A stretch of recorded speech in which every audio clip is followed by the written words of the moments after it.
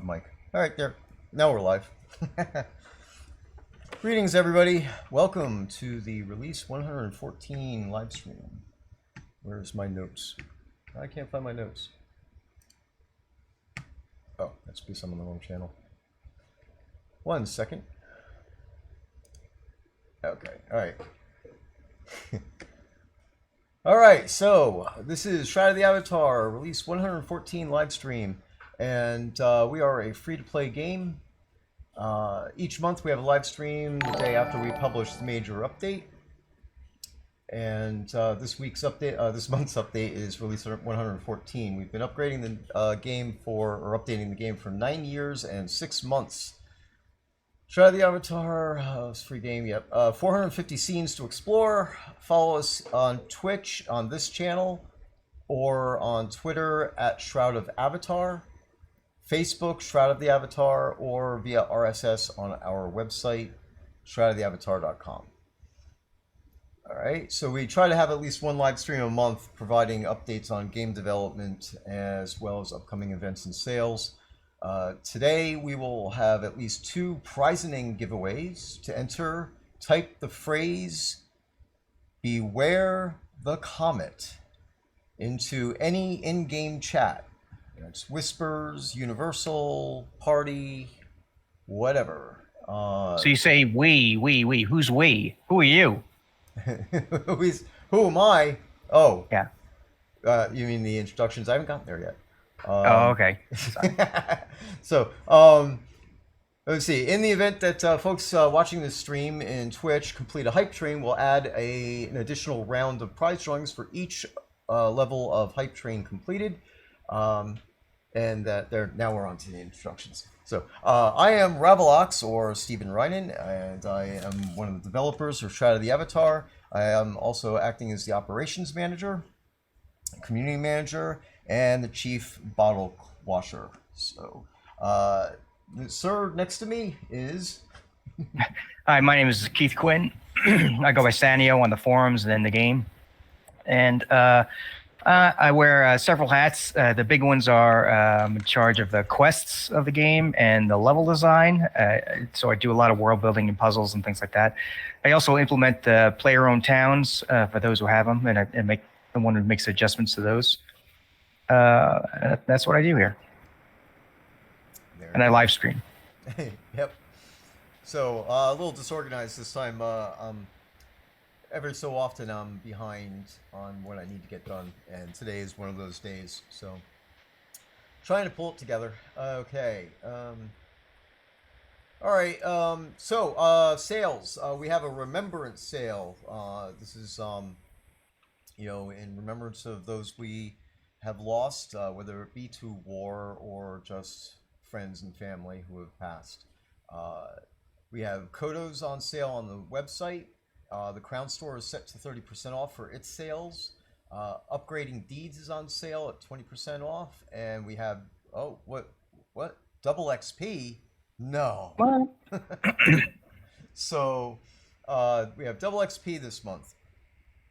Going on for a little while here. What is the day when that stuff goes off? I was actually relying on Allie being on here. Merrick Dragon is saying you might be a little low for them. All right. Let me tweak that up a little bit. Maybe just the mic position. I don't know where your mic is. Yeah, it could be. They can hear me fine, but you're low. Okay. All right. How about now? You sound the same to me now, but I don't know what they hear. Yeah, I don't know. All I think I think based on my sound level, it looks like it's good. Um, yeah, guys, Still just let me quiet, know. says somebody else. Really? Better, says Spellfire. That's interesting. Quiet, says Teen Bickles. All right, let me just check something. Make So sure it's I'm on the different for right different people. mic. Heath is loud, thanks.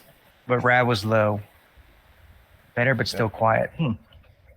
Is your mic pointing in the right direction? I know, like if I have a special mic to one side that I'm not using right now, but if I point it in the wrong direction, Well, I'll bring yeah, it down lower. How's this, guys? Is it any better? they Testing say one, two, sounds the three. same. Test, test, test, test. One, one, one. Is that mic maybe not on? Did something get reset? Maybe. No, all right. How one, No, like check your check your 7, 8. check the meet settings. Oh, that stupid thing is. Yeah, you're right. Oh, they say better, so maybe it did help. Okay.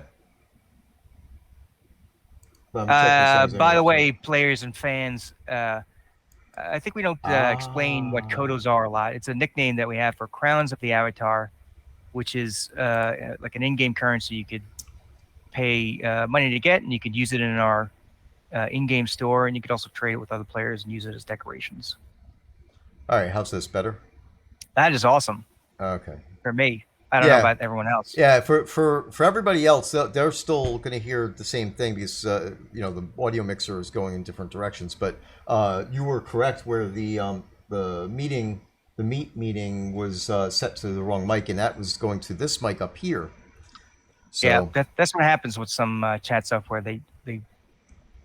I don't know if it's like a Windows update or the meeting software gets updated and it resets back to default or when it thinks it should be default. Exactly, and I did have a Microsoft update last night, so along with a couple of power failures. So that was always lovely. Not a good thing. So anyway, where was I? Oh yeah, sales. So we'll look at the remembrance sale here, and last thing you mentioned was the double XP was less than right. Yep. So the remembrance sale, which includes double XP, goes on between the release day and June 5th. So you guys get double XP for that period of time, whatever that is. So as of yesterday? Yep, as of yesterday. Based on because a lot of the sales require builds. So patches to put in place. So I just basically said screw it, and when we do our release, that's going to pretty much be the start of the sales for that cycle, just to make it easier. So the Crown Store sale went live with release 114. The deed upgrades went live with release 114. Double XP went live with release 114. We promised the player base that we'll get the sales in place at noon. So in this case, they went live around 9:30 or so, so there was a little bit of a bonus time in there. But we commit to make sure that the sales are in place at the right time. This way, the things like this website that I have to update manually after that to get the crowns on sale, I had to get that done. I think they went on sale around 10:30 or so. So Voltage Hurricane had a good question. The Crown Store savings take place when you buy the item because it appears that the costs are the same. So does the store show normal pricing, but when you go to purchase, it discounts it there? Yeah, so not everything is on sale in the store. So what it is that the store actually has a sale section. So when the items that are on sale, I think it's like 8 or 9 items that go on sale every 2 hours, and it cycles through them. Those are the ones that are 30% off now, and prices should reflect the additional savings for that. I would love to put the entire store on sale, but the tech isn't there for it. The way the store was set up, it's actually very convoluted and crazy. But maybe one day. I did try once, quite some time ago. I'm still ghosted, aren't I? Hold on a second. Let me yes, you are. Myself.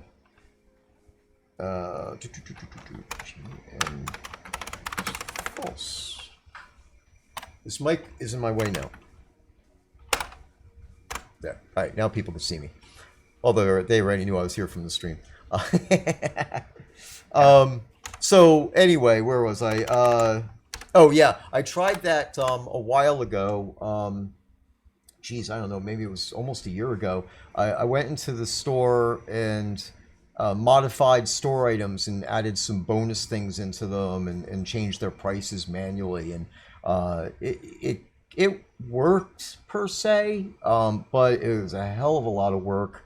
And then I had to remember to undo all that. And so anyway, it's not practical. So I do need to find another way to do like a global pricing change on everything that's in the store.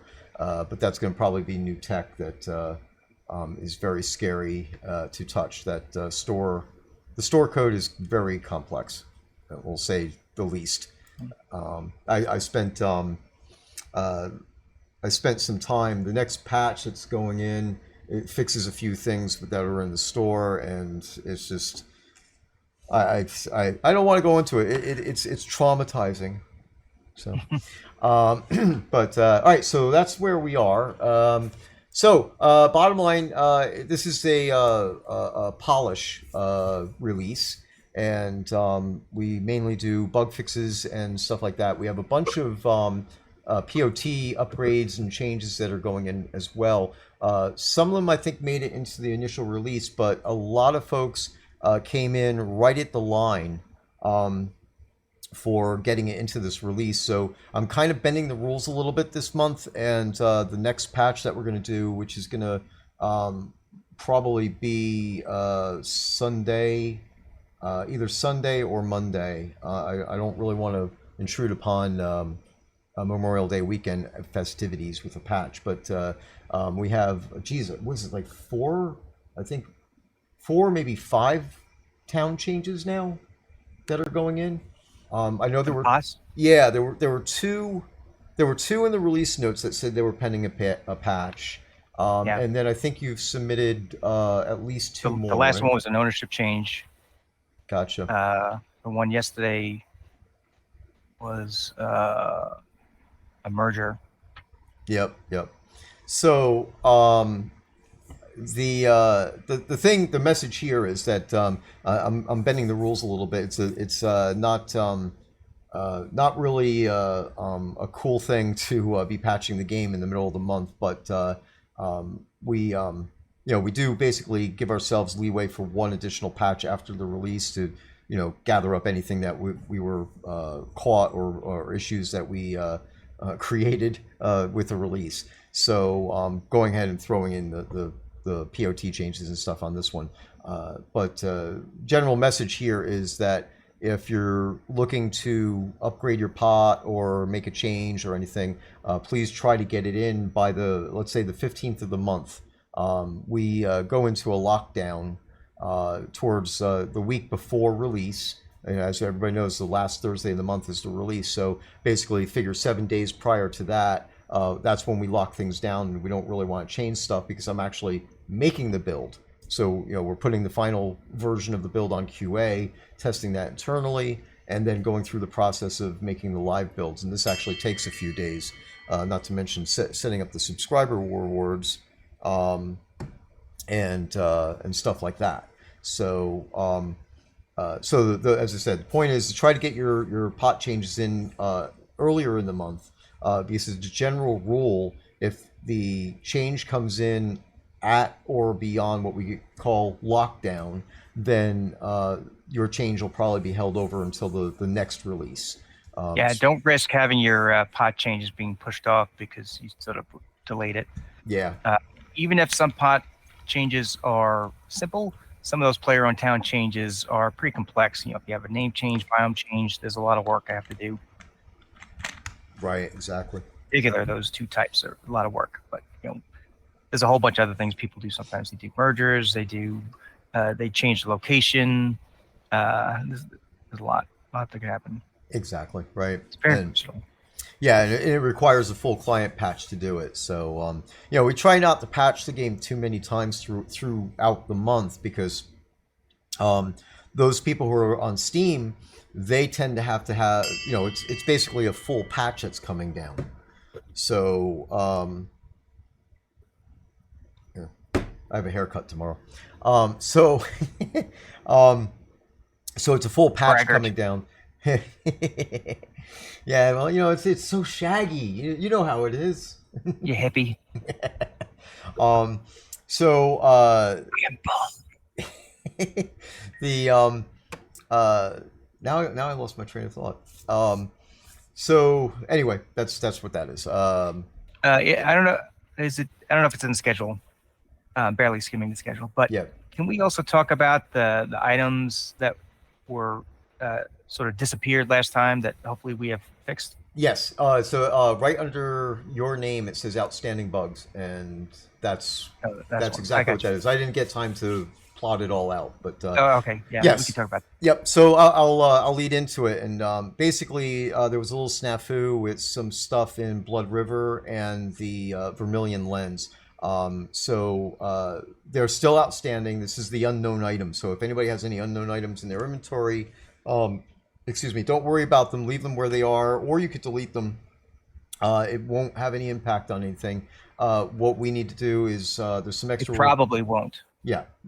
So if Yeah. it's the big one that people are, it might have switched were the elf scalps or fake elf scalps that you get in Blood River outskirts. Uh, if you know that those, what's the name of the items again? Was what they show up as in your inventory? Heirloom. Unnamed item. Well, yeah, they're showing up as unnamed items. It says Yeah. unknown items. Unknown items. Yeah, that's it. Heirlooms as well. So if you know for sure that these unknown items are the heirlooms from Blood River outskirts or anywhere, or the elf scalps, either the fake or the regular ones, you can delete those. That's okay, and you should be able to just sort of pick up on the quest, but by collecting more and then do the quest as normal. If you end up deleting something, an unknown item, and you feel that maybe it wasn't one of those, and you are stuck in your quest, submit a bug, and then I'll look into it. Give me as much details if you can, and I'll look into it, and we'll see if something can be corrected. Okay. Yep. And basically, that's one of the things we're doing extra testing, and I think we have. You said we have a fix for the Vermilion Lens coming into this next patch, right? You just submitted that. Well, actually, yeah, you just submitted that. I'll have to do another build. There's the Vermilion Lens has some little bit of issues with it, but that should be sorted out with this next patch. Again, I've gotten reports that the people who go into Blood River still can't get the stuff. I'm not sure if that might be a quest flag issue or not. So you should still be able to get the items. Mhm. You should always have been able to get the items. They just sort of weren't working properly. Yeah. But the potentially the problem is you might be in the wrong area, and maybe you didn't realize it. Because like if you look at the elf scalps, they don't drop off of every single elf in the scene for some reason. Maybe they should, but I wasn't one who made up the quests. But I think they don't drop off everyone. The heirlooms definitely don't drop off anyone. The heirlooms are kind of a tight area. Right. What I was going to propose actually is that you and I and anybody else who's willing to go into QA and do some quick tests. playthroughs. Yeah, exactly. Yeah, start That's a new fine. character, stuff like that. Make sure that we're actually getting the stuff correctly. We're getting spattering of reports, so I'm not really sure the accuracy or if it has something to do with specific players and their status and stuff. So sometimes it's tricky because if a player is halfway through a quest, and then I guess we imposed a bug that we undid, hopefully, then we can't create a situation that exactly replicates what happened to you. We can try to sort of fake it, or we can try to play it through, just as normal, whatever the normal is at the time. But we rely on the information we get from you to figure these things out. If they're completely fixed, if they're mostly fixed, if they'll resolve themselves, that's obviously the third one's the best hope we can have. But yeah, absolutely. In fact, that leads us into it's a great segue into Bug Brigade, which I'm a little behind again on delivering the Bug Brigade rewards. So I'm going to be trying to do that this weekend, get that done, and catch back up again. Folks can players can sign up to be on the Bug Brigade by sending a forum PM or DM, whatever you want to call it, to me, Ravalox, on the official forums. Don't do it anywhere else; just do it on the forums, and let me know that you want to join the Bug Brigade. I'll send you a message back asking you for some information, and then we'll get you on the list. What this basically does is makes it so that way when you report a bug, if you use /bug in the game, then that'll open up the a web browser and go to the forums where you select the category of the bug, whether it's critical or decorations, housing, things like that. Then you could paste in the bug report itself. There's a template that the game will put into your clipboard. So you could paste that into your posting, make a new thread, and then describe the bug. Fill out the form and describe the bug as to what's going on. And give us as much information as you can. You have screenshots or even a short video or a link to video would be helpful in some cases, depending on what the bug is.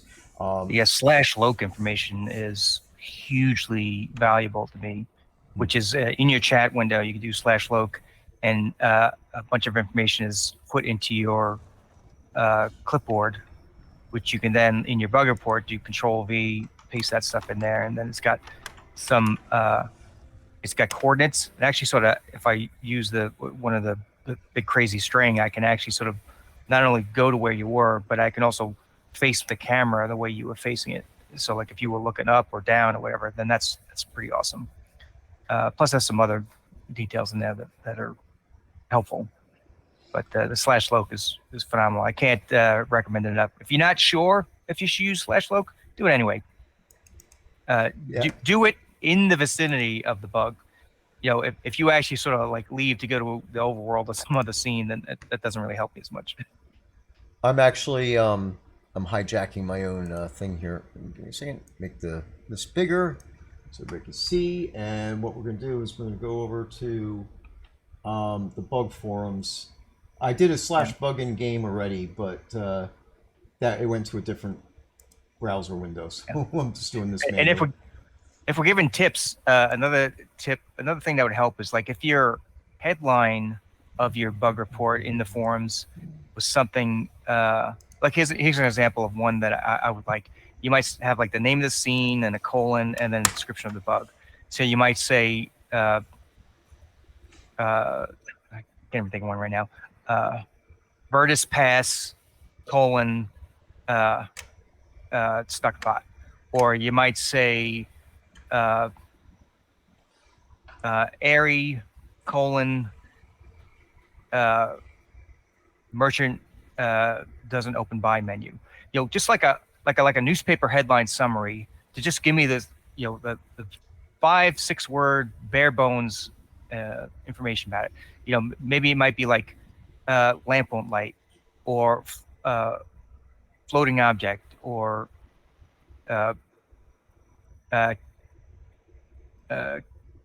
interacting with fountain, thinks I'm stealing. You know, some super short thing, and then you can actually even put the same. If the bug is uncomplicated, you can even just put the same thing in your bug report, maybe also with the /loc, and that would be helpful. If you put something simple, if you make it too simple and you just say like, I don't know, Arterus NPC broken, doesn't tell me that much. Like if we're scanning the bugs for maybe for high priority, or you know, I'm trying to remember back which bug I worked on because maybe I need to go back and add some information in the forums. That doesn't help as much. To have like sort of like the newspaper headline quality, I think is a great way to go for me in the quest area, in the world building area, maybe also some other areas. Yeah. So I know I don't know if you could see the screen, Sannio, if you're looking. Yeah, I'm looking. Okay. So when you do /bug, it actually does include all this. It puts this into your clipboard, and all I did was I opened up the thread, and then I did a Control-V to paste it in. It includes the LOC information, in here as well as your specs as Yeah. far as your computer, RAM, GPU, CPU, things like that, which could be helpful if we determine that the issue may be, based on minimum spec issue or something like that. So, for instance, I'll do it Some here. people actually delete some of that stuff and just leave it in there if you don't mind, because sometimes it's hard to tell who's going to handle that bug. Is it actually a programming issue? Is it like a server side issue? Is it a Quest logic issue? It may seem obvious, but maybe it's not. And so, things like that stuff at the bottom with the location stuff, that's the stuff, my best friend right there. But some other stuff where it says, like, if it's, your computer stats, your CPU, whatever, maybe that's more helpful for like a programming issue where if you're, I don't know, maybe you don't really know what these, I'm trying to think of an issue. Like maybe you're in a player-owned town and you get pretty laggy when you talk to an NPC. So you might think it's an NPC thing, or you might think it's a location thing, or maybe there's like it's a computer related thing. Like you don't know. You might be confident that it's one, but until we actually like know exactly what the issue is, it's better to have more information than less. Because otherwise we'll have to come back, ask you for more info. If you see the request for more info, maybe people don't even like go back to the forums. Maybe don't use the forums that much. But if you, better to have like more info up front, so that way we can sort of take care of as much as we can as soon as we get the bug report.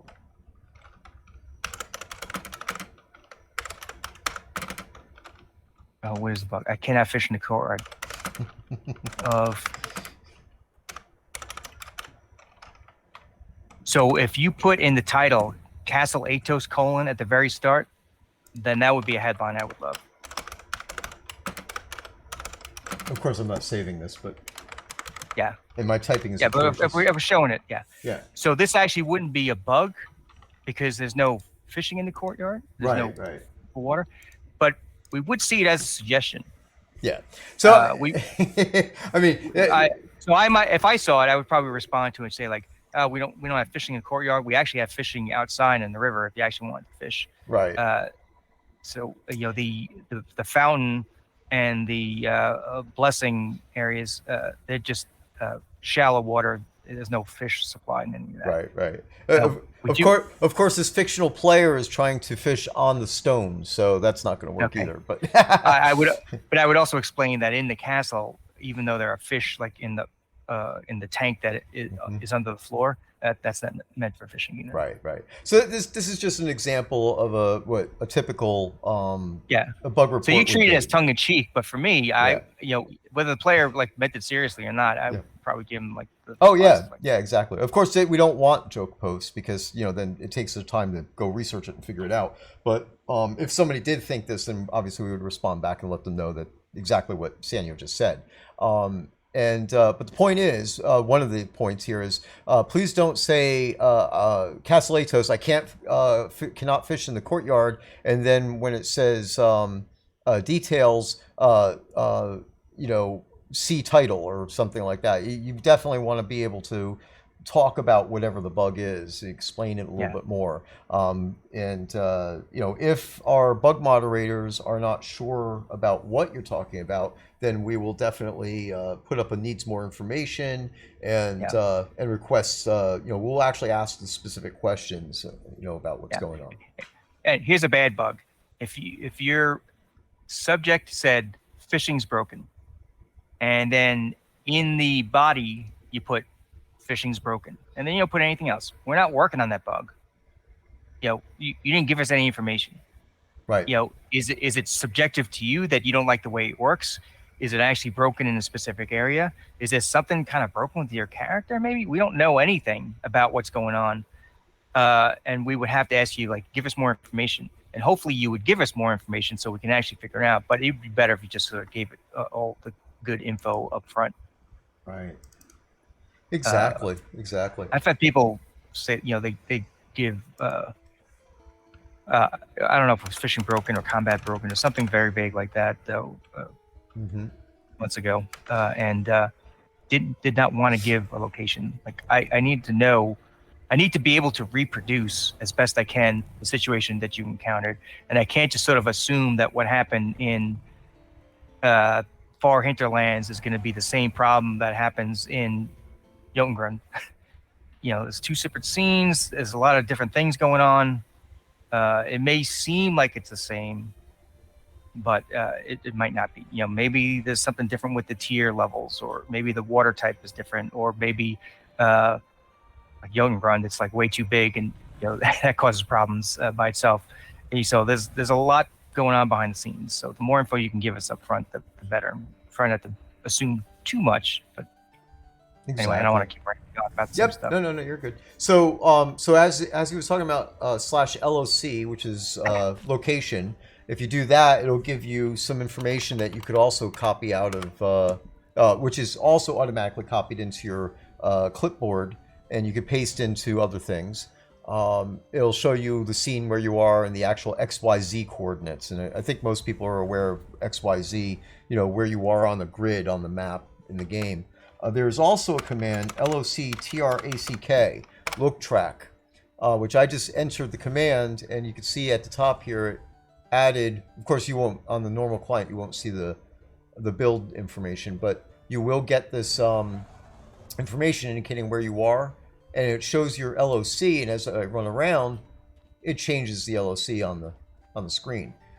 Oh, this could be helpful. I did not know that. Yeah, and this is definitely something that could be helpful if you're, if let's say you're a pot steward or a pot governor, and when you look at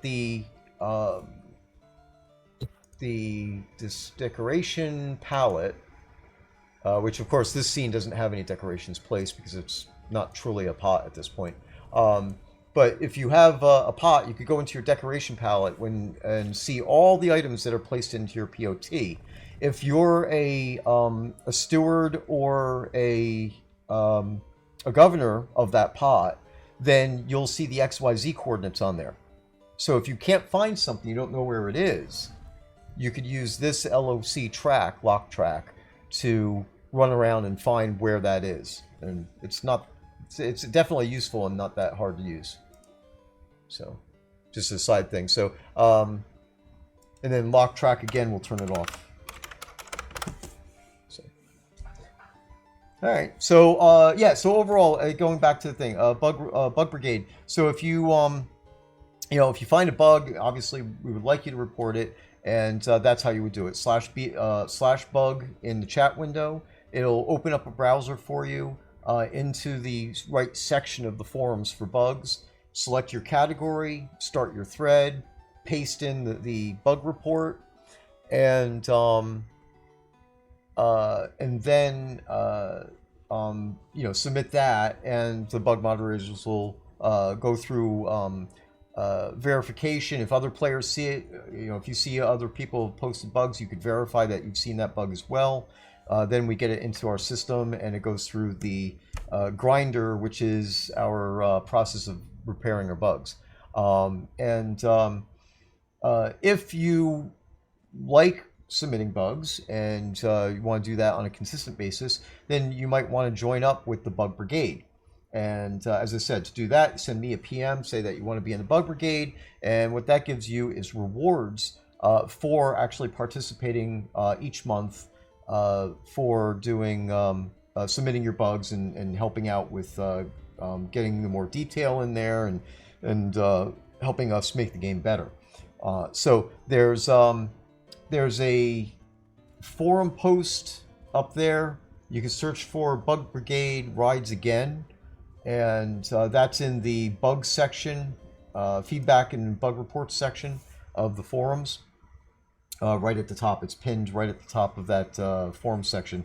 And that explains all the details about how the program works and what the rewards are. Right now we have a little over 2 years worth of rewards. So if you started the program, it's a monthly progression. Every month that you do a bug, you progress to the next iteration of bug report, bug rewards, and then those will get delivered to you eventually.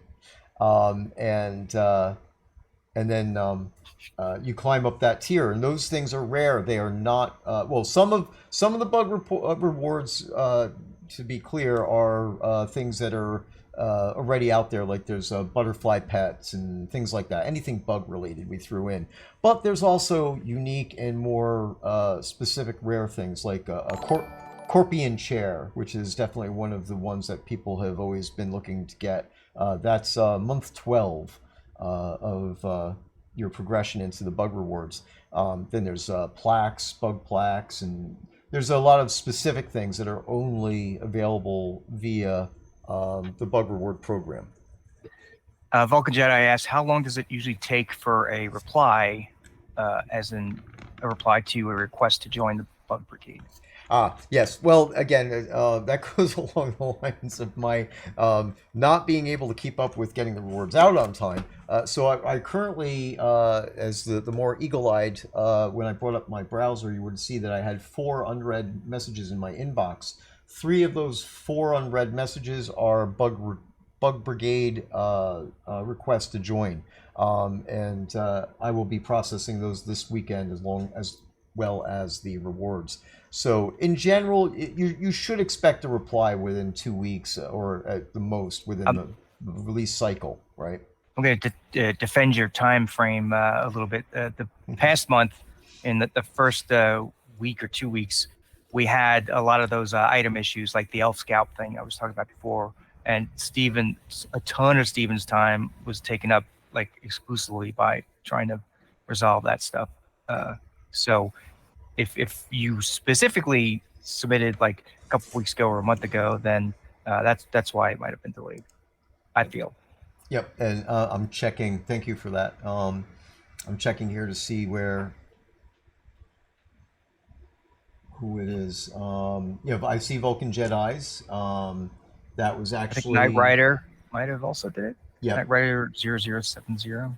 Yep, Knight Rider, and that's they're both within 30 days. Actually, it's just a 2, and they're both within 30 days.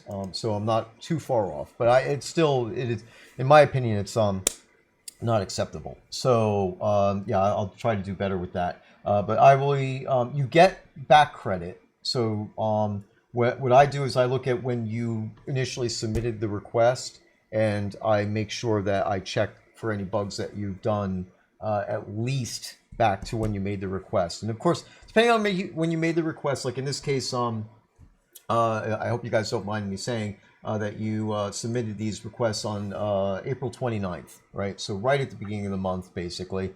And that would have been right as we did the release. So if you made the request during the middle of a release, for instance, I'm just checking my calendar to see exactly where we were. Yeah, this was right after release. So if you made the request to join the Bug Brigade, like let's say today, I would backdate it to the beginning of the release. So same thing on the 29th of April, it would be backdated for anything that was submitted from the 27th on, that type of thing. In some cases, I might even go back further. It depends on what activity, and I said what day of the month it is that the request came in. But fear not, you guys are okay, and it'll be backdated to that date when you actually applied in the first place. So, all right. So, brain damage or bane damage, bane rampage. Bane rampage. One. Yeah. Got it wrong. Sorry. So can we discuss the subscriber program? I'm a subscriber ×4, and I feel a bit cheated due to the fact that the items we get each month are immediately able to be purchased by anyone in the store. Okay, so I'm gonna stop reading it there because actually this month is unusual. There was a problem with the Crown Store, and the 3 items that were in the subscriber bundle were accidentally released to the Crown Store general public on the day of release, and they were not supposed to be. They're supposed to be available on June 9th. So I think it was the 9th.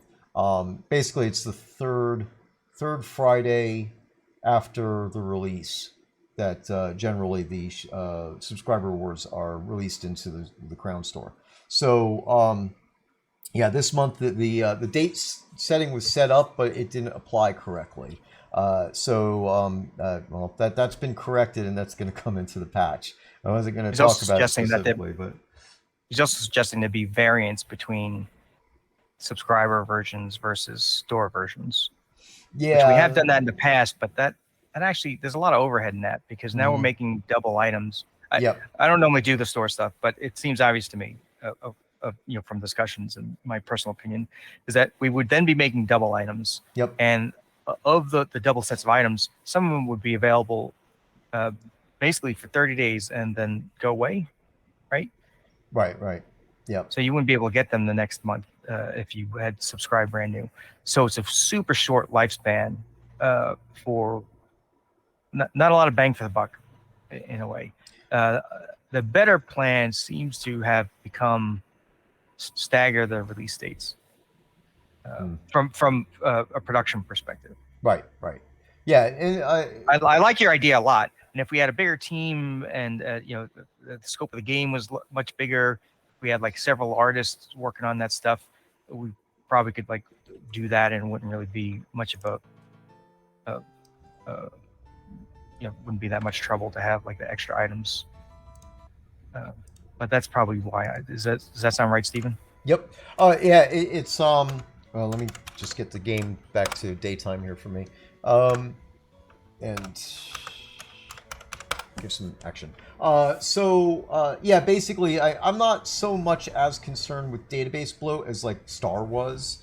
In the earlier days, everybody was, I should say everybody, but the team in general was concerned with database bloat, adding too many items into the database, and in general, I'm not worried about expanding the database. It's going to get large no matter what we do. However, Yeah, I'm with you. I'm fine with it as long as those items are being used. exactly. That's my issue. It's fine. The however part is that if I have an item that only one person in the game has, obviously that's not a practical thing, but there are items in the game that only like 15 people have. And if we have a lot of that type of stuff going on, then we have database bloat that's doing nothing. It's just I mean, let's face it. Players. You guys are great. Most players in Shadow of the Avatar who are here now have stuck around for almost 10 years, and so this we have a great community as far as that's concerned. However, the average player isn't going to stay for that long. So if they end up getting something that's more of a rare because they attended a party or something where there was a unique item involved, that item is now stuck away in the database and will never see the light of day again. So having a lot of variance and stuff for particular situations makes is a lot more work, and then it also takes up space in the database for what turns out to be not very much of a reason. But even still, Merrick Dragon actually kind of has a point that makes me think of something else. Mhm. Merrick Dragon says, "I have rare items that are in a chest somewhere, not even on display," and that's also important too. That you only have so many decorations. Most people don't have like multiple homes. They probably have just one home, a moderate selection of decorations, uh, and if they are very into decorations, they might even have used up all the decoration slots, and maybe can't display all the extra things that they have, and they just sort of get stored somewhere. Whether it's personal preference or just sort of a lifestyle thing. It's just not displayed, and not even considering the people who maybe sort of like to take breaks from the game. Exactly right. Yeah, and here's an example. This release, I tried something new. I actually, there's something that's worth talking about in general anyway.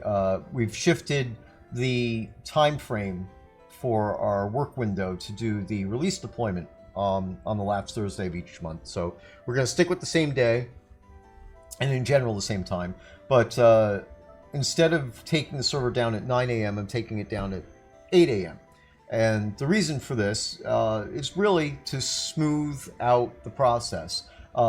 Before, last month and prior, I have to get up at basically 7 something a.m. And then to adjust our automatic backup schedule so that way it doesn't do a backup that's going to basically take from 8 a.m. all the way running all the way up to 9 a.m. And then we take the server down, and then I have to start the backup again. So now I got the system doing a full backup of the database twice in 2 hours. I'm wasting 2 hours of time to do this. So so what I've done is I just shifted it back to 8 a.m. So basically I still get up at 7 something in preparation, and we do Allium does the message of the day and preps the timer for the server coming down and things along those lines. We kind of split that workload, and then I do prep work on my side to make sure we're good to go, that the database job kicks off, and then the database job, of course, is supposed to kick off at 8 o'clock, so the server is taken down before the database job goes. This way, if anything were to happen, and I guess we were all familiar with that somewhat, then we won't lose any time at all. That database is right to the minute. The last person's already off the server when the database is begun. Database backup is begun. And I only have to do it once. So that means then I go on and do the rest of the work. By 9:30 on a typical month, we'll have the server back up and running. But we're still going to advertise it as being, the uptime as being 10:30, so that way this covers database migrations and things like that we might have to do as a result of, like, oh, I don't know, let's say like a quest line bug that we might have to do.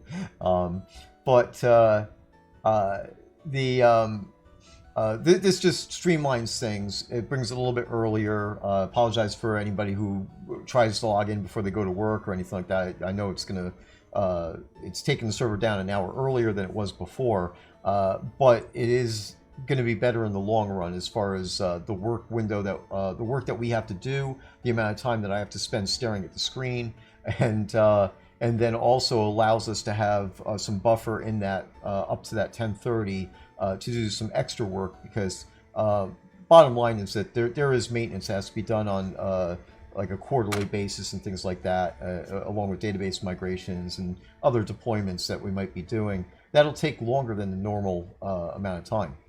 Now, in addition, I also did something different this release. That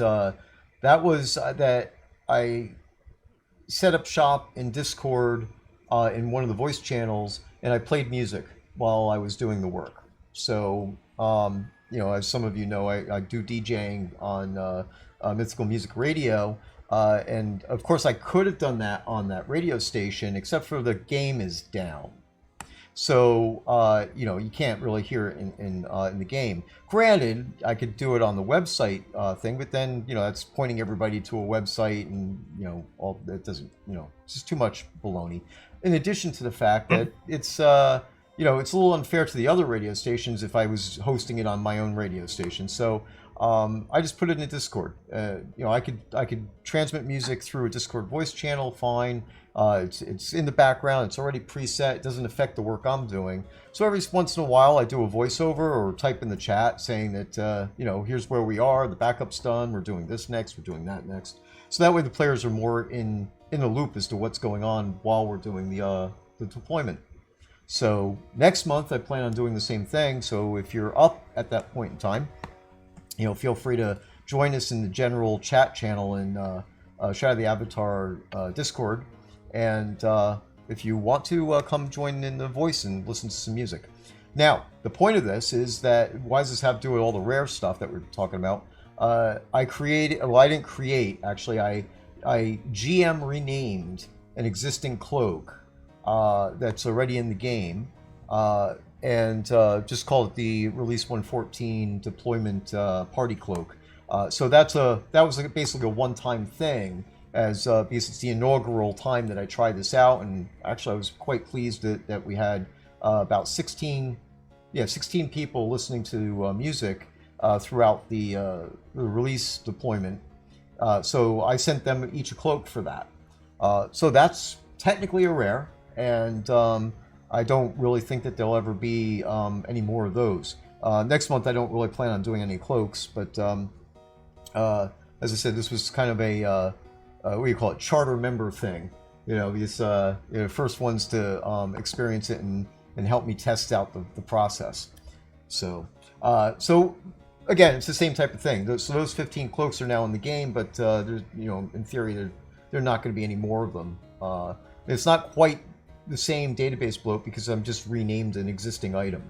So, but if I did go and create brand new cloaks for that, then I would consider that to be a little bit of a waste because it's only going to be 15 people and it'll never happen. Never be more of them after that. So, Stephen, let's back up like a couple minutes because Elwin Moon asked, is the backup time adjusted for summertime? Will the hour change again in November? No. The backup time, It's like UTC based? well, it's no, it's that's a good point. It is based on our local time. It's based on local server time.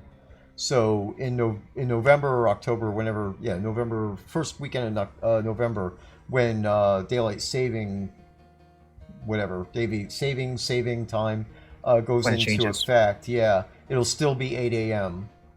So it won't change to 7 or anything like that. So It'll shift by an hour. yeah, it'll shift by an hour Okay. based on other. I don't know. I guess Default. people who are not within our daylight savings time is what I'm saying, right? So, like people in Arizona, it won't be the right time. It'll move. People in Europe won't be exactly because they're not aligned with the daylight saving time in all places. But as far as we're concerned, like here in Texas, it'll always be 8 a.m.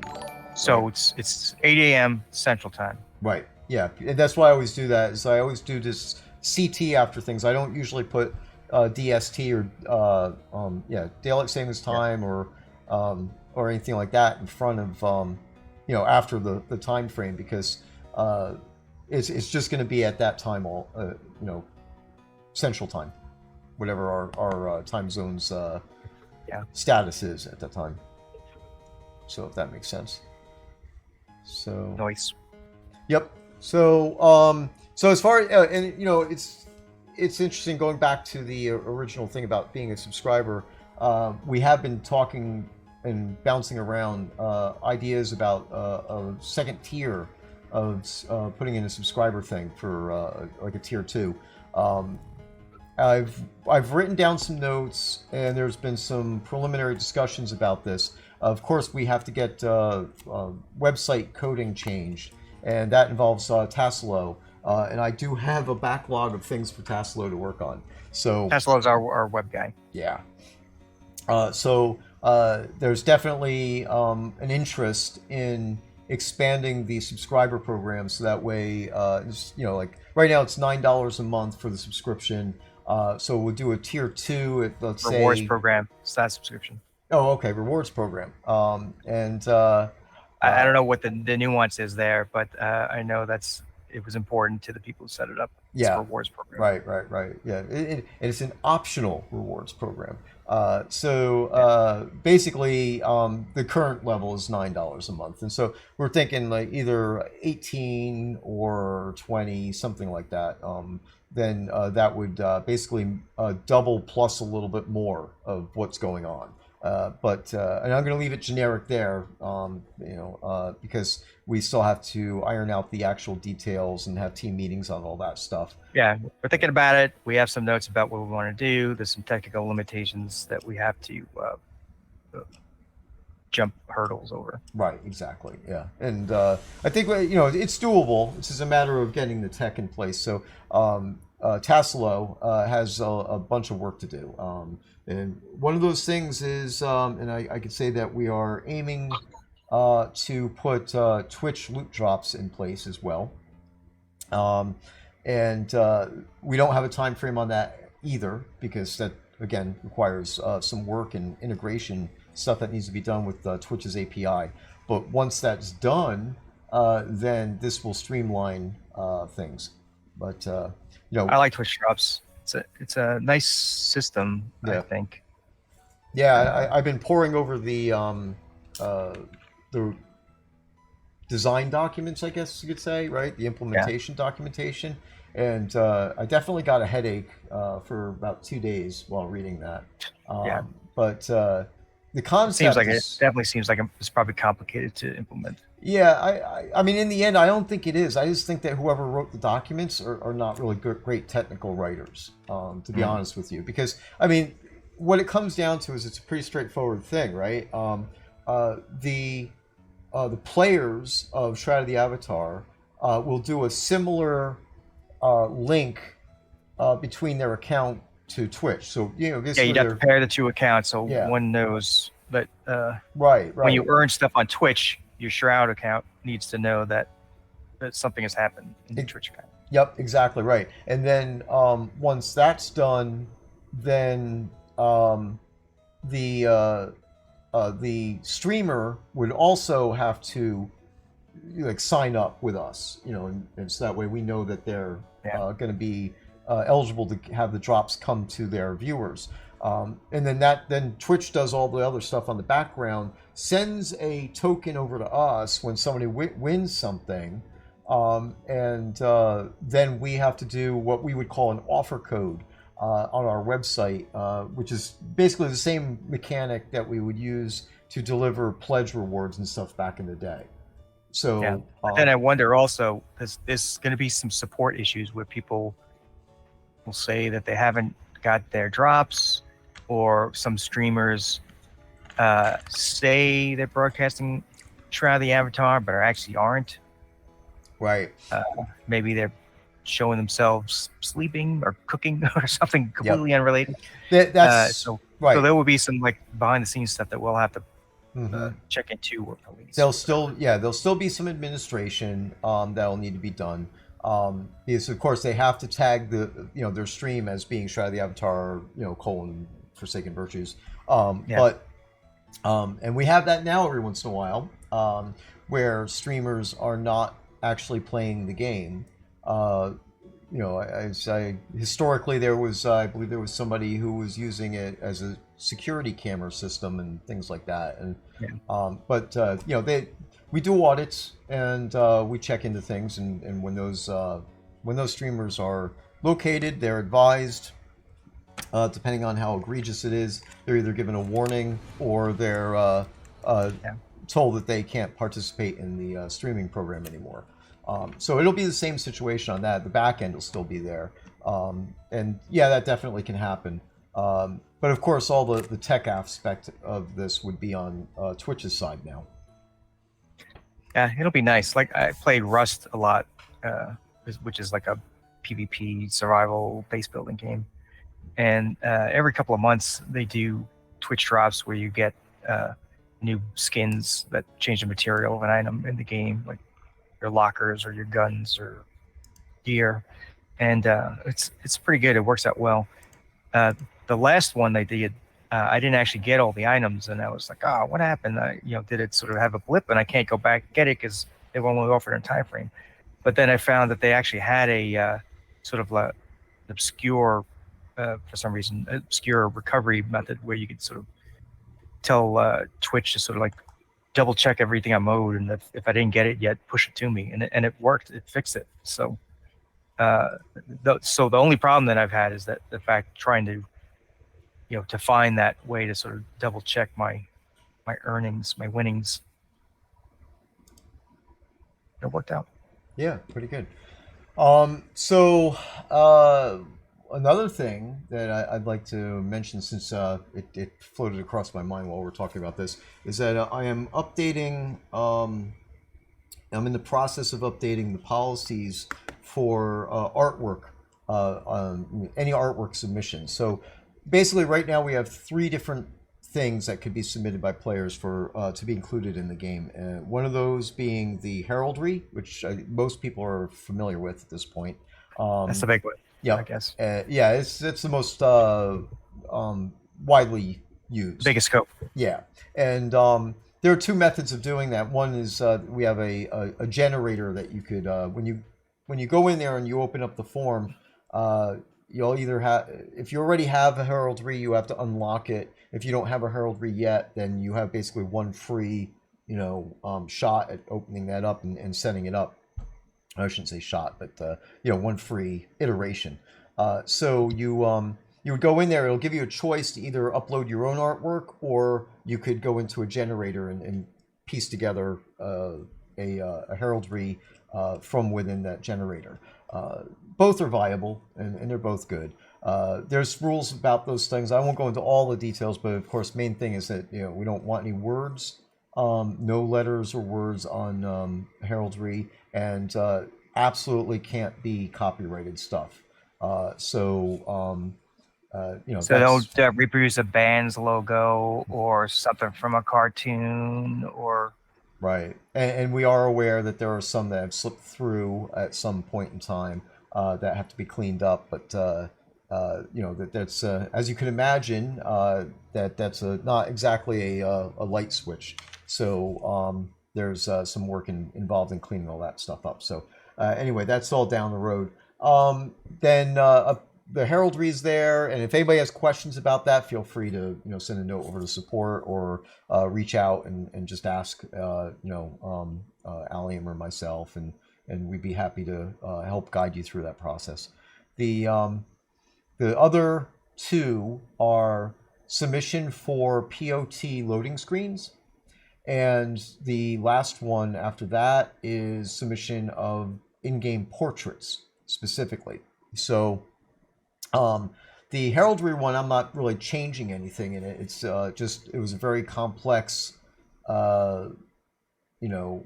process to go through. So I rewrote it a little bit to make it a little bit clearer. I'll be updating Serafina's original forum post, and what I really want to do is get all of our some art submission policies in one place, so that way people aren't like trying to figure out where all this stuff is. There used to be a submission policy in writing for portraits, and I'm pretty sure it was a Barrack post, but it disappeared. I have no idea where it is. Can't find it. I tried. So I rewrote it, and it's got all the stuff that was in there before. I remember what it was. And we'll be reviewing that with the team internally before, make sure all the I's dotted and crossed all the T's and all that neat stuff. And then I'll be putting that up on the forums. That way everybody has that information right in front of them. So the submission of loading screens for POTs, again, there was never really a written policy to guide all that stuff, so I put that down, got that in place, and we might need to make some modifications on the POT form to allow for that type of thing. But I know we have a voucher specifically for a pot loading screen at this point. So anyway, bunch of stuff to do. We are definitely we did a lot better than I thought we would. Had a lot of stuff to talk about. I got a couple other things that relate to Port Harmony. If we could switch over to Port Harmony real quick. Oh, absolutely. Take your time. This is longer stream is fine. So if you can zone over there as well, so we can show people where to pick up the 2 new quests. Okay, sure. All right, everybody, follow me to Port Harmony. So maybe people know by now, Port Harmony is a scene that's in the episode 2 area, Mistrender. It's kind of it was always intended to be, and now it stands as the first scene that players might enter when they come to this continent from the galleon, the cross-continent galleon. And so we've had Port Harmony up for a few months. We've just added a couple of new quests, and probably sort of wrapping up Port Harmony's creation and updates for a while. I'll still come in for bug fixes, but we're not going to keep producing new quests month after month for Port Harmony. The Port Harmony has some extra quests now. So one of them, we've talked a couple of times about this sort of kerfluffle that happened early in the month with the bad items, and as part of the fixing the repair process at the end of the first week or whatever it was, we grabbed a lot of stuff that seemed safe and put it to the live server. And one of the things that got wrapped up in that wave was one of the 2 quests I'm going to talk about. it was the one from Zouch, who's a new kid in Port Harmony. He's behind the tavern. Oh, sorry. Where is So the tavern? It's over this way, right? tavern is southwest of you. North to south, southwest. Oh, okay. Over this way. Is it the red building? It is, yeah, kind of like pinkish, Gotcha. mauve, and yellowish, mauve and ivory. I don't know what the color is. So if you go around the back, you'll see me and Zouch is hanging out over here. Zouch is a young lad with curly orange hair. He is kind of a little bit of an attitude problem. I will also mention, so Zouch has a quest. His quest was implemented early. It was mostly done, but it needed some polish. So if somebody was sort of stuck with him with his lie down phase or his smell bad phase, and if you're doing his quest, you'll know what I'm talking about, then come back to him and say smell bad or lie down again, even if you're already on that phase. And that might sort of clear it up. Anyone who's picking it up for the first time, brand new, you won't have to worry about anything that's going on. But there was a little bit of an issue that might have sort of slowed you down. You weren't literally blocked. You could actually have sort of continued on. But so anyway, this kid's Zouch right here. He's a little bit of a sort of a smart mouth rascal. And he does some fishing. He got a constantly changing nickname for you. He even like smokes a little bit when he's not a good kid. He's not a role model for kids. But so the two quests, his is the first of the two quests. They are they look at your virtue scores. So if you have a certain the way I'll put it, if you're a little bit disreputable, then Zouch is the one you want to go to. But if you're sort of goody all around, then he's not going to give you his quest. That's the way it works. So we don't have a lot of quests that are gated by your virtue, but I talk a lot about in Port Harmony. I want your actions to mean something in the town. So as you participate with the town, people learn stuff. Like the newspapers will change a little bit. The decorations will change a little bit. So now there's also I want to have like virtue gated quests as well. So that's Zouch. I don't want to go too much into it. People can come and they can see if Zouch will sort of give them something. As almost all the time, you can say help to an NPC, and if it doesn't sort of like offer you the quest right away, you'll probably be led along a path that of keywords or responses that will let you pick up the quest. But maybe it won't, because maybe you're goody. So now let's go on the other side of the tavern, and we'll talk quickly about the other quest. We'll run towards the front door over here. And we see the two excited commoners. These are the groupies who are always sort of like super excited about the avatar that is inside. Little spoiler, I guess I should have said spoiler first. Spoiler, there's a character inside the tavern who claims to be the avatar. And they are excited about this character inside the tavern. So if you are of a, we'll say a positive reputation, then the opposite of Zouch, these guys will give you a sort of a comparable quest. It's not the same quest. It's got its own separate goals, but it's roughly the same sort of activities and difficulty. So that's what you do. So I won't say any more about it. I just want to let you know that this is available now. If you start with Zouch and you're a little blocked by it, Zouch should be good to go. The quest from the excited commoners,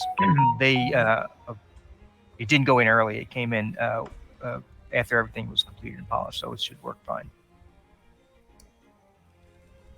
Oh, there's a third one. Yeah, I'm reminded. So there's a third quest. Follow me again, if you please, Mr. Ravalox. Sure. So that's a tavern. We're going to go to the marketplace over here by the main docks. Excuse me, Mr. Ranger. So players who have been here already, they may know the watersmith over here. Nora Jenkins. So Jenkins, she actually will give you a quest to do. She's worried about the pressure release valves, and there's one in particular that she needs your help with, which is inside the jail. She can't get in. So that's kind of a quest that you can go on with her. Once you actually finish that quest, if you want to come back later on, say like the next day, then she will give you another sort of follow-up quest related to release valves as well. So she also has a quest as well. I forgot about her because hers actually went in and was polished, and it should be fine. So this is the third quest I didn't think of. Her quest is not gated by virtue. It's a part 2, I guess, of the water relief valve quest. So if you did the water relief valve stuff already, then you want to come back to her and do the follow-up. So, Mr. Pallid would like to know if she's related to Mr. Jenkins. Leroy Jenkins? Yeah. She is not. She is. She does not have the confidence that Leroy Jenkins clearly had. And as you talk with her and learn about what she's trying to do here, you'll see that is true. Gotcha. She does not have confidence. Hey, I'm going to just insert one thing, Yep. that give one last chance to anybody who's in game. Type what was it? Beware the Comet for a chance at the prizening. I have run 2 of them, but I'm going to run 1 more. I'm going to be an outlaw and run 3rd prizening. So do they need to put punctuation on that, or it doesn't matter? It doesn't matter. You could put an exclamation and point. I handled both. So you could put an exclamation or not. And it doesn't matter about capitalization ever, I think, right? Yep. Capitalization doesn't matter either. Right. So just go and continue on, kind sir. What else have I done? I did some little adjustments. I think what's in right, but hasn't gone in yet. The last adjustment will be there's some of the planters that are around that are like floating a little bit. I didn't get any reports, so maybe no one's really noticed them, but I saw that they were floating a little bit, so I moved them down to the ground. That's pretty much it with Port Harmony. I'll tell you about some other stuff I'm working on. In our what do we call that yearly plan thing? What'd you call it? The roadmap. The roadmap. Yep. In the roadmap, there's a couple of big ticket items for me that'll be a multi-task item. One is related to tutorial encounters, what I'm calling tutorial encounters, and the other is related to what I'm calling codex. So the tutorial encounters will be small little tutorial scenes where players can either learn or refresh themselves on something they already know about some game mechanics. So let's say you went through the Battle of Souls Bridge, or maybe you've been playing for even longer and you did the Isle of Storms, especially with the extended tutorial. If you are a new player, it might be more important to you. If you're an old player, some of the stuff might not be as important, but might be still interesting to refresh yourself. So the first one sort of working on as a prototype will be you'll go up to a helpful automaton. And actually, if you follow me in Ravalox, we'll go find the helpful automaton near the town square. There we go. So I'm basing access to these special tutorial scenes, these mini scenes, basing access with the helpful automatons. So we see one over here. He's got a nice little top hat with a question mark on it. They're only in a few cities right now. Eventually, they'll be like in all the NPC towns. I think that's my goal. Unless there's like an important quest reason or access reason why they shouldn't be there, then they'll probably be in all those towns. And you'll talk to them, and they'll describe topics that they have available, and they'll just sort of give you a quick description. But what I'll start having over time is they will also say, would you like to come outside the city with me for a moment, and we can discuss this more in detail. Say the first one I'm working on is inventory, like looting and I don't know, keys, unlocking chests, something like that. Like getting stuff and taking stuff is kind of the general theme of first test one I'm working on. So you might say inventory. You can't do it right now. It's not working for the thing. But my plan is you'll say inventory or some similar word to the helpful automaton, and he'll offer to teleport you out to this private scene. You go to his private scene, and there'll be like a 5 to 10 minute little experience that he just sort of goes over some stuff that maybe you know, maybe you don't know. Maybe he sort of tells you one or two things that you didn't even realize. Maybe he starts explaining how a fragile key will break most of the time, and maybe a brittle key will break every time. And you're like, oh, I didn't realize the word brittle and fragile actually meant something. So things like that hopefully will pop up. And then when you're done, you can either talk to him to get sent back exactly where you came from, or you can just run off the edge of the scene and they'll teleport back. So it'll be small, simple stuff that sort of help reassert the lessons that should be learned as a player. And other things to learn might be like a combat one where you learn how to, it goes over how to shoot an arrow, cast a spell, maybe change the icons in your. Some stuff gets super tricky for me because we don't have like the tech to sort of do it like straight off the bat. I might need more assistance, but if he's sort of like trying to teach you how to like move the glyphs around in your hotbars, that's a little tricky as far as like the tutorial stuff. Potentially, he might go a little bit out of character, which is great that he's an automaton and he's not in the scene with everyone else. Because I might need to go a little bit out of character to explain some UI elements that really kind of don't work as like an in-fiction thing. But that's how those will work. And then every few months I'll add another like small little tutorial encounter and hook them up to the helpful automatons, and then you'll sort of get like another experience. And hopefully, after a while, there'll be like I don't know, more than 5, 15, somewhere in that amount as like a good sort of like is my idea of a good basis. So that's that with that thing. The other big ticket item is, like I said, the codex. And the codex for me is kind of like an in-game encyclopedia, repository of knowledge. That's also helpful for new players, but also good for any players to know more about the game. So we have the journal, the quest journal, that can open up.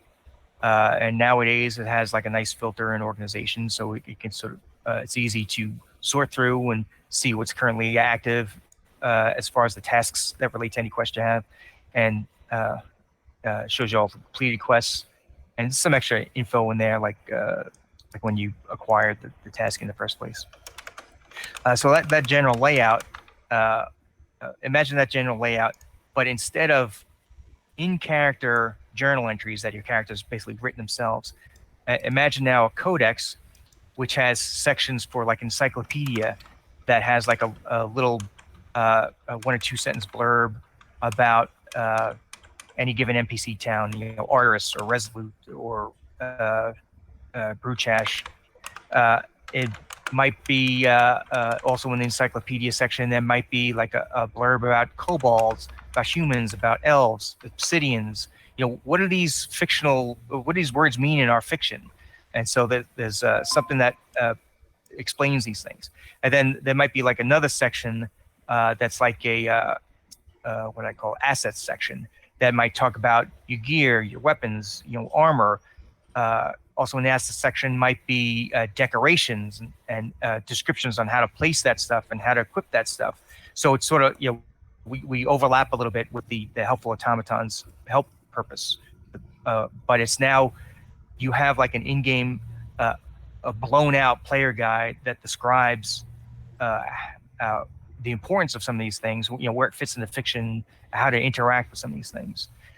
There's probably also like a gameplay section that might initially be like me grabbing stuff from our actual web-based player guide to describe some things like emotes and friend lists and things like that.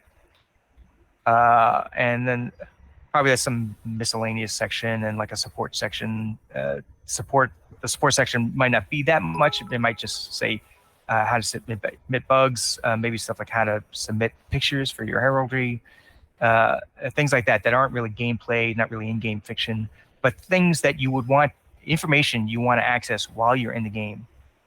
So roughly it might be sort of like the size and shape of the journal, but it would be the codex, a little sidebar on, this is all subject to change, but maybe similar sidebar on the left with categories up top, tags in each entry. So like a piece of armor might have tags like decoration, gear, armor. I don't know, diable. I'm not really sure what tags. And you could sort of search, use a filter to search for keywords, but maybe those keywords are actually tags that weren't jammed into the description because it would have been awkward. So we just put like little tags on the bottom or something like that you can help you with the search. So that's my idea of the codex. I have to do a lot of planning with this because I want it to handle a lot, but I want it to seem simple when it comes to the player. And I need to sort of plan it out thoroughly because I'm not making it. I'm going to have to pass it to David, or, Devil Cult, the programmer, and he's going to have to make it, and he needs to know exactly what I want out of it. Yep. One extra thing is that important mechanic, I think, will be that every player will get a basic amount of entries in the like you'll have like Avatar, Novia, Lord British, stuff that kind of every character should know. I guess Cataclysm. Maybe you'll get like the artist entry, or probably when you go to a lot of adventure scenes, when you go into that adventure scene, you unlock it, and now you get a codex entry that tells you about the scene that you just went in. So if you had never been to Port Harmony before, it might not say anything about Port Harmony. You might not know exists once you go into the scene. Although maybe NPC towns might be different. Let's say the Outlaws Run. You don't know anything about it. You go in the Outlaws Run. You have like a little entry pop up that has a little description about Outlaws Run, some tags. Maybe the tag includes episode 2 and Mist Render in there. And so that way you have that information. But also what'll happen is let's pick Arteris. So you go to an Arteris, it'll sort of explain like, the two people in charge, Sorrento and Kasi, and then it'll explain that it's the city of love and it's a canal-based city in the perennial coast. So, some basic stuff, 1 or 2 paragraphs, very short paragraphs, and it'll explain how the leaders of Arteris are guided by by Minling Tang. They call him Chamberlain or whatever his title is, and so for players who have done that, a series of quests related to that entry will need to change at a certain point, maybe even more than once. So I need to have these entries locked and unlocked based upon quest flags. So that's like a special mechanic. So the entries, as your character's understanding of the world changes, entries will be unlocked, and some entries will be replaced by updated versions of the entries. So that's a big part of the mechanic that we don't have. And the journal definitely doesn't have any like mechanics like that built into the journal. It just sort of displays what you've unlocked, which is great, but I need to have more in the codex. So there you go. It's going to do a lot of information sharing, and it'll be dynamic. Awesome. Looking forward to it. So there's a couple of questions want to answer. Z of Silverdale asked if making cloak heraldry for others on stream count as not playing but making things for in the game. I'm assuming this is for the streaming program. No, if you're streaming your graphics program, that's not the game. So you got to be in the game to be in the streaming program for that. Then there was another question about backups. Somebody had mentioned something about incremental backups. We don't do incremental backups. The system automatically backs the game up, the game database up fully every 4 hours. I believe it's 4 hours. It's either 4 hours or 6 hours. I forget which one it is. It's either 4 times a day or 6 times a day, one of the two. But it's a full backup completely. And it takes 50 minutes every time it does it. So huge. So there's that. Oh, I see. Z also asked, can we melt the keys into scrap? Are you talking about just any keys in general? I don't know. I guess that's not something you can do with keys. I never actually considered it. Someone made keys early on in the lifetime of a game, and I don't even know if scrap was a thing when keys were made. Yeah, I mean, as long as they're not quest items, right? You know, the quest item Yeah, I think keys. most.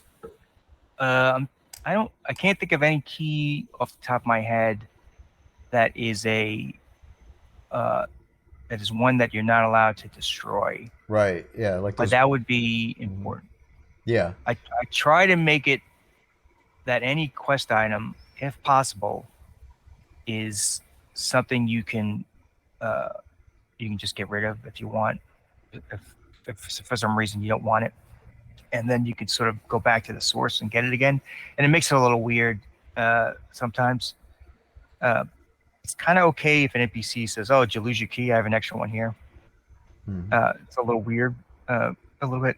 Once in a while, it's unreasonable to think that the NPC. I have like, okay, Avatar, I have the unique golden key of Ravalox. Don't lose it. I need to make sure that that can't be destroyed by the player, because if the player destroys it, like, you shouldn't be able to get another unique golden key Ravalox.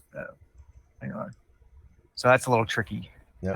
So I don't really know what keys are. Maybe keys. Well, Z is saying that as an example, they have a lot of panopticon keys. I'm thinking that's what he's saying. They're pano keys. Um, so So usually what I do is when I have something that's a lot of extra stuff floating around. Actually, let me write this down. Hold on a second. Work it. yep. Uh, and I spelled it wrong too. Yeah, Con. it's a Vulcan Jedi. Yeah, the keys that are yellow, those we they're special items that Yeah. wouldn't be able to be pulled out. So they're So tied what? Yeah. as quest items. A lot of times when there's too many of something that you're getting, that either I just sort of uh, drop with some frequency or they're part of a daily quest, whatever it is. Usually I give you some way of disposing them, some second way of disposing of them. You can either use the key and maybe the key breaks and the key's disposed of, or I might have like an NPC somewhere that says like, probably what I should do is I'll make a JIRA for myself to have some NPC up in the wilderness somewhere. Probably another one. We already have like one guy out in the wilderness who gives you a quest, but maybe I'll have somebody else who was looking to buy keys, and that's another way where you can like offload the keys that you don't want instead of just destroying. You can actually maybe have like a daily quest to turn in some amount of keys. Belladonna Rose, all those underground keys. Oh yeah, those two keys. Maybe I should have like uh, some sort of like locksmith somewhere who will kind of take any one of these extra keys that you have. Maybe that's a better way to do it. And then I guess just drop them in any random city. And Arcane Catalyst. Yeah, Arcane Catalyst. There's too many of those. there are a few people who have requested, including Mr. Pallid, who wants a key ring. That's a functionality that I think was in Ultima Online and some other games as well. Yeah. I don't know if we really. I mean, I don't know. Yeah, I don't know. It's something I guess we could discuss if it's if it's something that could be useful. Yeah. Oh, and John Marcus has uh, did the leet thing and is looking for a song. So I got Oh. something that's not going to offend too many people here. But I got the third prizing is up. So I think we're good. Unless, do you have more stuff you want to talk about? So I'm good to I was just start going if to you mention want. the Arcane Catalyst. So when I put in that quest, I put in that I didn't finish it, and I went on vacation. So when I put it in, what is it? You need 6 of the catalysts to do the quest. I think it is. Every time you get 6, you turn it in. And the problem was I had them dropping too early when I left, and when I came back, I found what should have happened was there should have been a low chance for an arcane catalyst to drop, say like I don't know, 12% or something. And so you don't always get a catalyst. But what the team did instead while I was gone, they sort of switched it so that they kept the amount of catalysts just pumping out like crazy, and then they adjusted the quest to sort of accommodate that. or maybe it's like 12 or something. I don't know. 18. Hmm. Is that a response to that? Yeah, I don't know. It's just too many. I wonder if it's too late for me to go back and actually change the count on that quest to make it random, where people sort of like flip out if suddenly there was like 1/10 of the arcane catalyst dropping. I don't know. Maybe it's too big of a change. But anyway, yeah, maybe there needs to be somebody else who would take them. Yeah. Yeah, some analysis maybe figure it out. All right, cool. Yeah, so I probably should talk about keyring too and see what would be involved in that. I mean, I personally, I'm not sure where the benefit would be. I mean, apart from organizing all the keys in one place, and if that's the thing, then The thing, it's been a super long time, but I think in Ultima Online you had to double click the key and then double click the thing to open, right? right? Yeah, yeah, Whereas us, you don't have to do that. You just have to double click the lock. So I don't know that putting keys in some sort of keyring container yeah.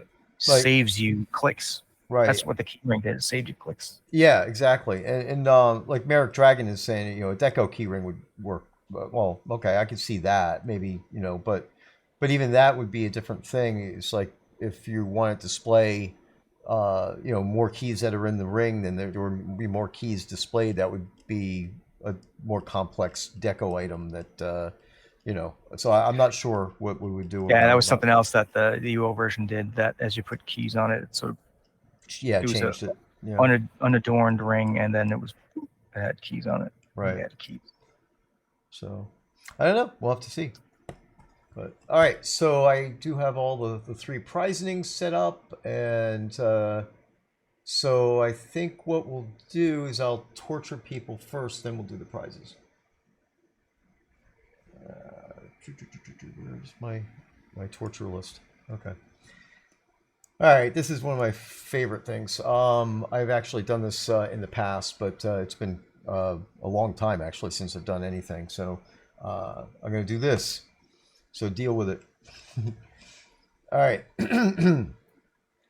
Cold-hearted orb that rules the night removes the colors from our sight.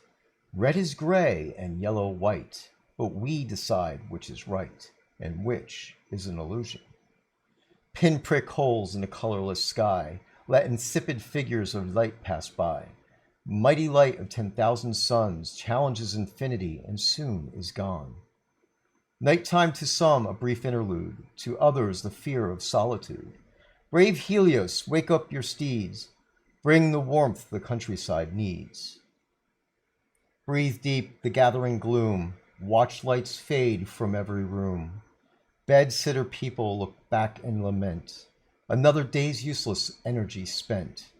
Impassioned lovers wrestle as one, the lonely man cries for love and has none.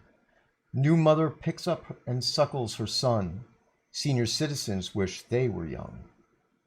Cold-hearted orb that rules the night, remove the colors from our sight. Red is gray and yellow white, but we decide which is right and which is an illusion. That, of course, is the Moody Blues. So, there you go. Better than me singing, though. Okie dokie. Let's do, yeah, next time maybe I'll entertain you with some Poe. I have to practice that one, though. Okay, so we have three prizings to do, and they tried to do a thingy, but they didn't quite get the train going. So I did an extra one because our stream is extra long today, so I figured we'd do three. Okay. And yeah, it's too late for the prizes though. Sorry, Irish. Okay, so do you want to split the reading of the stuff, and which would you like? Sure. It's our standard. Yep. Mandatory at this point, I guess. I think so. Which would you like, the prizes or the characters? I'll do the character names. Okay, fair enough. Okay, the first prize is a a 3-pack of a large cushions. All right, and that goes to the Extreme, which is one word, Sage Rain, and Coswell Dirthmeyer. Excellent. All right, the second one is a telescope. This is like the Telescope telescope stand. So. goes to Ill One, Robert Frost, and Eugene Falsify. I like that last name. This could be funny. Fancy kitchen sink. Oh, there's a repeat. Yeah. Eugene Falsify gets one. Coswell Dirthmeyer, another repeat. And Nefer Hermite. Sounds about right. Okay, and the next one up is an ornate tabletop moon dial.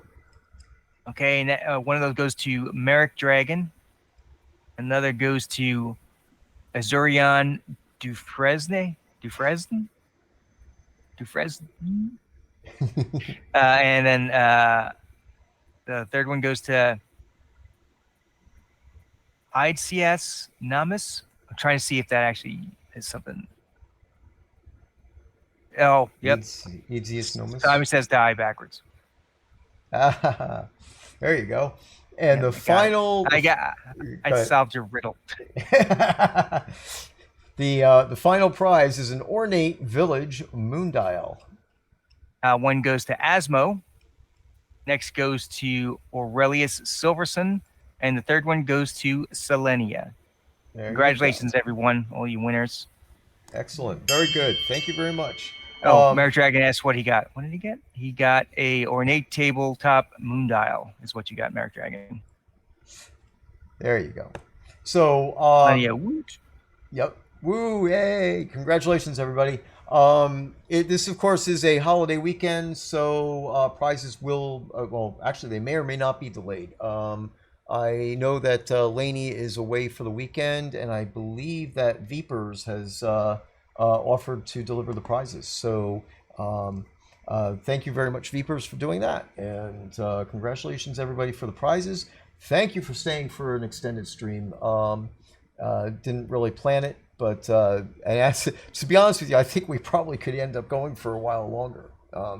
And this will probably be a good thing for later in the year. I want to kind of do a longer stream, definitely at least once this year.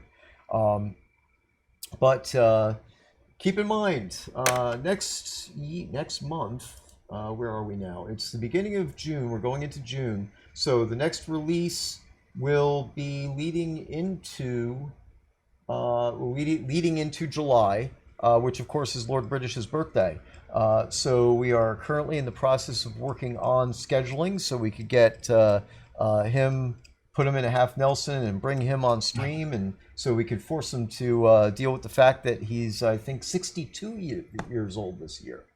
So we're looking forward to having a special event I believe it's going to be in July. It might be at the end of June because of scheduling stuff. I've already been talking to him about it, so we'll figure out what we're got going on, and I'll peg him down to a specific schedule, and we'll get that going. So just so you guys have a heads up, that's what we're heading into for the next thingies.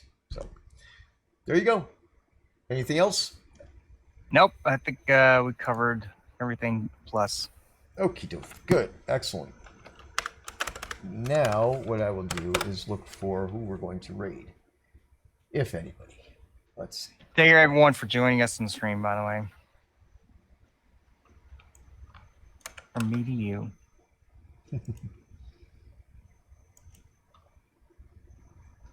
Alrighty. So, right now, well, Mr. Dirthmeyer is online, so we will do Coswell Dirthmeyer.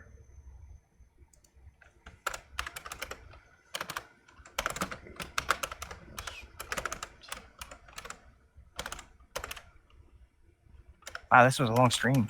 Yes, it was. Yeah, and it wasn't torture. It was actually pretty good. Well, not for me and you, probably for them. Well, yeah. But, you know. Make sure I got this thing spelled right. Merrick Dragon points out it pays to be the only one streaming. Yeah, it's a smart plan. If you want to sort of get rated, you know, if you want to get seen, you increase your odds by getting rated by us. You know, be online toward the end of our stream so we can, put you into the pool of possibilities for who we Exactly. might raid. Right. And thanks for everybody for hanging out with us. It's been fun, really. So we'll see you again at least at the end of the month, end of June. And thanks to those subscribers who subscribed that I called out in the Yes. chat. Yeah. Thanks for all the shouts and bits and subscriptions and follows. Sorry, I don't do very well with reading all that stuff off during the stream. So okay, we're ready to raid. So here you guys go. Say hi to Coswold for us. Bye. Bye.